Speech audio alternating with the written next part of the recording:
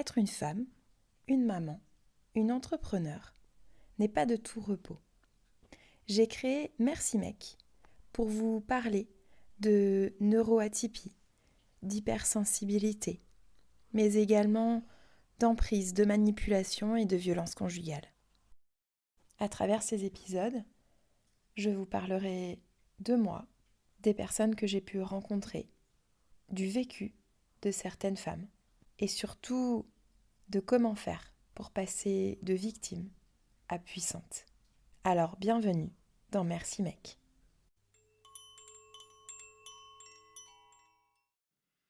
Hello! Aujourd'hui, on est parti pour un nouvel épisode de podcast sur un sujet pas facile à aborder, mais qui est si important. Dois-je aller porter plainte? Dois-je aller porter plainte quand j'ai été victime de violences conjugales, de violences intrafamiliales? Alors, on va aborder ce sujet parce que c'est important de libérer la parole, c'est important d'en parler. Que vous soyez prête ou non à porter plainte, il y a un cheminement. C'est ok d'aller porter plainte, c'est ok de ne pas aller porter plainte. Et ça ne veut pas dire que vous avez moins de courage qu'une autre femme ou qu'une autre personne. J'entends ça tellement souvent. Ah, mais j'ai pas eu ton courage. Oh, j'ai pas le courage de toutes ces femmes qui vont porter plainte. Non, vous n'êtes pas moins courageuse qu'une autre. C'est juste que le cheminement n'est pas encore arrivé à ce moment d'aller porter plainte. Peut-être que ce sera jamais le cas et tout est ok en fait. C'est votre parcours, c'est votre chemin, c'est votre liberté aussi d'aller porter plainte ou non. Alors dans cet épisode, on va aborder 4 questions. Le pourquoi, le quand, le comment et le pour qui. Alors, on commence avec le pourquoi. Pourquoi porter plainte? Vous vous en doutez. Porter plainte parce qu'il y a eu des violences. Porter plainte parce qu'il y a eu des douleurs, de la souffrance, parce que quelqu'un vous a blessé, humilié, frappé. Je vous rappelle qu'il n'y a pas que les violences physiques, il y a les violences économiques, les violences psychologiques, les violences sexuelles, les violences domestiques, la cyberviolence. Voilà, c'est pour ça qu'on va porter plainte. Pourquoi? Pour ça. Pourquoi? Parce que vous voulez libérer la parole, vous voulez vous libérer de ce poids, vous voulez passer à autre chose, vous voulez le faire pour vous, pour d'autres personnes, pour que ces personnes ne fassent plus de mal, pour qu'elles soient jugées. Voilà. Pourquoi porter plainte pour tout ça? C'est un cheminement, je le rappelle.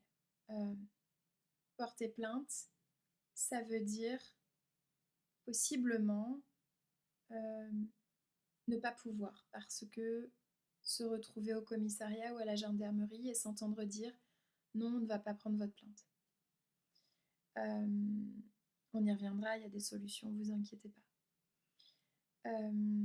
Porter plainte, c'est aussi savoir que plus de 90% des plaintes, notamment pour les violences sexuelles, sont classées sans suite.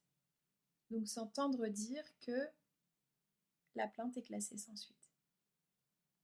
Et puis ensuite, quand on va au pénal, si la plainte n'est pas jugée sans suite, eh bien, c'est redire tout ce qui s'est passé, peut-être se faire humilier, revivre le traumatisme parce qu'il y a eu, il faut redire les choses encore, qu'il va y avoir une défense en face, que c'est pas facile. Donc il faut prendre conscience de tout ça. Et loin de moi l'idée de vous dire n'allez surtout pas porter plainte. C'est le choix de chacun et de chacune d'entre nous. Mais c'est un parcours du combattant de porter plainte et je peux vous assurer que quand on entend votre plainte est classée sans suite, madame, ça fait mal, très très mal. Porter plainte, c'est pas facile, évidemment. Être classé sans suite ne veut pas dire, et ça c'est hyper important que vous l'entendiez, ne veut pas dire que vous n'êtes pas une victime et que ça ne s'est pas passé. Ça veut dire que peut-être il n'y a pas de preuves, qu'il n'y a pas eu assez d'investigation, que sais-je, mais ça ne veut pas dire que vous n'êtes pas victime. Ça ne veut pas dire que ce que vous avez vécu n'existe pas. C'est assez fondamental de l'entendre. Donc voilà pourquoi porter plainte, pour toutes ces raisons. J'ai envie de dire aussi pourquoi, moi, il y a une autre réponse qui me vient là, c'est en plus de libérer la parole, c'est aussi de protéger les générations à venir. Quand c'est vous êtes vraiment seul à décider de quand. J'ai des dizaines d'exemples de femmes qui me disent moi jamais. Ok, il n'y a aucun souci avec ça. Moi peut-être. Eh bien ça fera son petit bout de chemin. Je rencontrais quelqu'un ce matin qui me disait je me suis séparée en 2016, j'ai porté plainte en 2023. Parce qu'il m'a fallu ce temps. J'avais besoin de quitter cet homme, j'avais besoin de me reconstruire. Je me suis retrouvée en arrêt de travail, il fallait que je m'occupe de mes filles. J'avais besoin de ce temps pour moi, de travailler avec des professionnels de la santé pour me reconstruire, de reprendre mon travail tranquillement, de retrouver une vie, j'ai envie de dire, presque normale. Et ensuite, en 2023, je me suis sentie capable de retourner, d'y aller, de porter plainte. Et j'étais prête. Bah voilà, c'est ok. Donc cette année, il lui a fallu 7 années pour aller porter plainte. Et très bien, c'est son cheminement à elle. Moi, je suis allée porter plainte après être partie également, très rapidement, quelques mois seulement, où c'est mon avocate qui m'avait dit, voilà, il va falloir aller porter plainte pour votre fils, pour protéger vos enfants. Je pense qu'elle avait compris bien avant moi que je porterais sans doute pas plainte que pour mes enfants, mais en tout cas,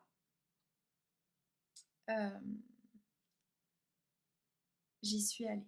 J'y suis allée plusieurs mois après qu'elle me l'ait dit, parce que c'est pas facile, encore une fois, de se dire qu'on va porter plainte contre la personne avec qui on a vécu des années. Donc c'est un cheminement. Au départ, c'est un choc.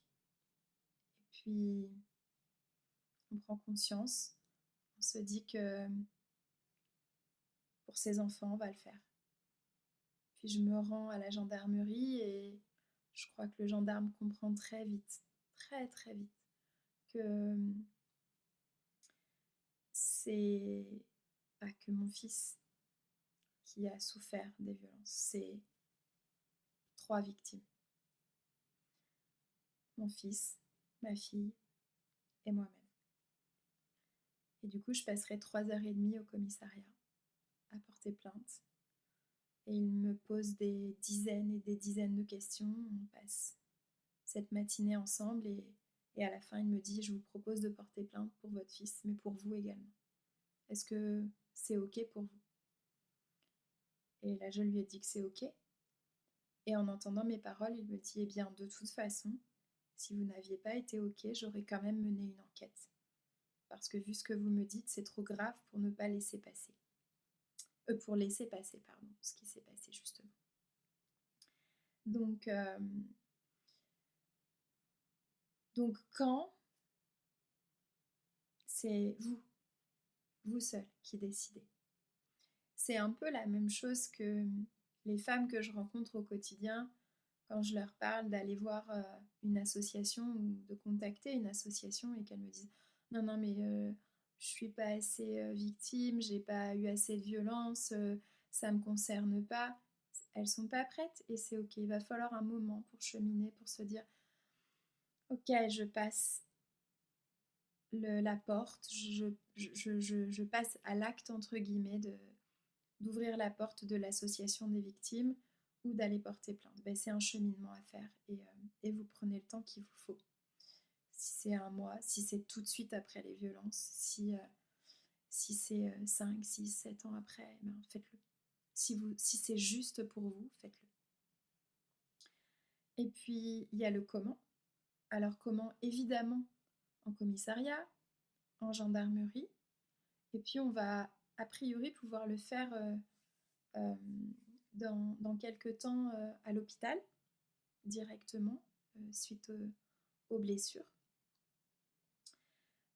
Et on peut le faire aussi par courrier au procureur de la République.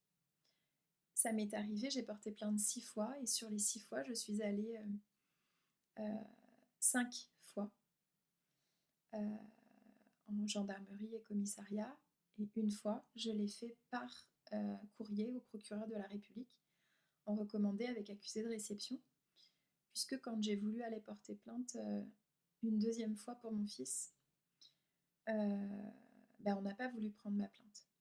On m'a dit ok pour une main courante, mais on ne prendra pas votre plainte.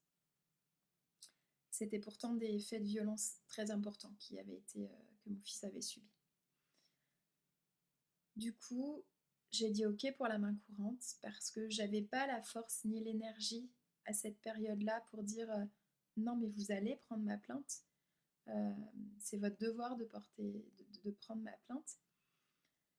Mais j'étais vraiment dans un état qui ne me permettait pas de lutter. Donc j'ai déposé une main courante et ensuite j'ai fait ce courrier au procureur de la République en disant voilà monsieur le procureur, voilà ce qui s'est passé. Eh bien, je décide, puisque je n'ai pas pu porter plainte, de le faire auprès de vous directement. Donc vous le faites, vous écrivez tous les faits, l'heure à laquelle ça s'est passé, le lieu, avec qui, etc. Vous décrivez un maximum de choses et des faits, juste du concret. Pas de jugement, évidemment, et vous envoyez ce courrier directement au procureur. Donc ça peut se faire comme ça, et ça, on ne le sait pas forcément.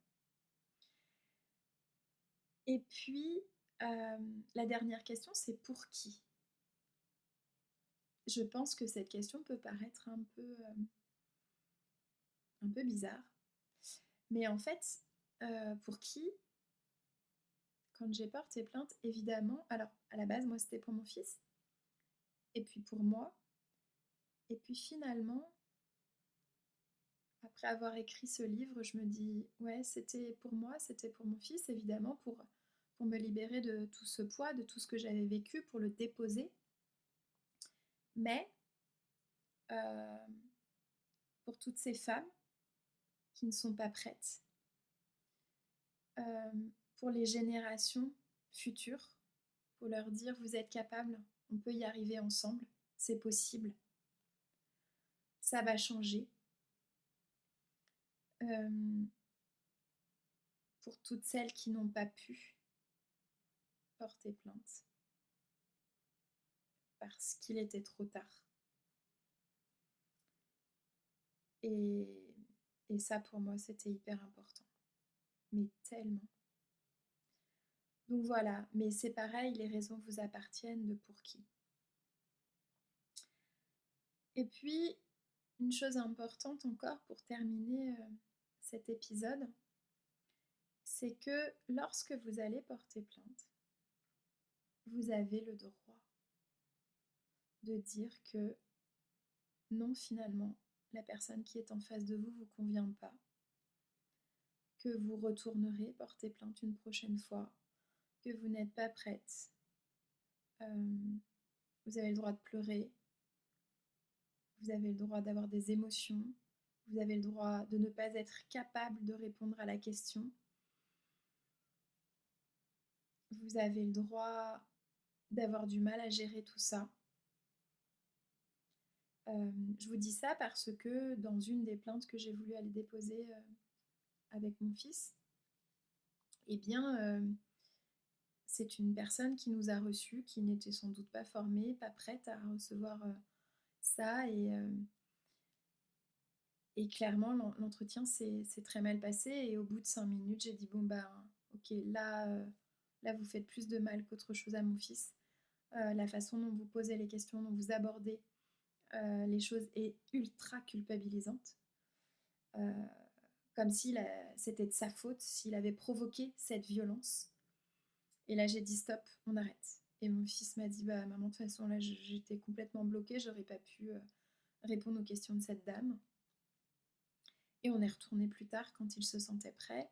Et je lui avais dit, je l'ai prévenu, je lui avais dit, t'inquiète pas, si c'est la même personne, soit je dirai qu'on ne veut pas que ce soit elle, soit on reviendra une prochaine fois et tu poseras ta plainte quand ce sera bon pour toi. Finalement, ça n'a pas été la même personne et on est tombé sur une femme exceptionnelle, donc c'était génial. Mais vous avez le droit. Vous avez le droit de dire non, vous avez le droit de dire que vous ne voulez pas déposer plainte avec cette personne-là. Et on le fait avec bienveillance et il n'y a aucun souci, quoi. Tout est OK. Donc voilà, en fait, pour, euh, pour ce sujet sur les plaintes, qui est fondamental, pas de culpabilité. Si, une dernière chose qui me vient là, que j'avais pas notée dans ma tête et sur mon petit papier pour rien oublier, c'est que lorsqu'on dépose une plainte, on risque de revivre des choses derrière. On se dit parfois que ouais, ça va nous libérer d'un poids. Effectivement, c'est le cas. Mais il peut y avoir des reviviscences, des cauchemars, une partie du traumatisme qui revient. Donc, ne restez pas seul. Faites-vous accompagner. Prenez rendez-vous avec votre médecin traitant, avec un psychologue, un psychiatre, une association de victimes. Parlez-en à votre famille, à vos amis, à des personnes de confiance. Mais ne restez pas seul et parlez-en surtout. Ne redites pas 15 000 fois ce que vous avez vécu, mais parlez de ce que vous ressentez, de là où vous avez mal, de vos peurs, de vos doutes, de ce dont vous avez besoin, de ce qui doit sortir de votre corps. C'est hyper important. Voilà sur cet épisode. Si vous avez la moindre question, je suis là pour y répondre. Vous pouvez m'envoyer un message sur Instagram. Merci mec-Aurélie. Par mail. Voilà, vous pouvez tout à fait trouver mon adresse mail sur mon site internet. Donc j'y répondrai avec grand plaisir si je suis en capacité de répondre à votre question. Et sinon, je vous orienterai vers la personne qui sera la plus à même de vous répondre, je le pense. Et sur ce, je vous souhaite une très belle matinée, après-midi, soirée. Et je vous dis à très très vite pour un nouvel épisode de podcast sur Merci Mec. À bientôt.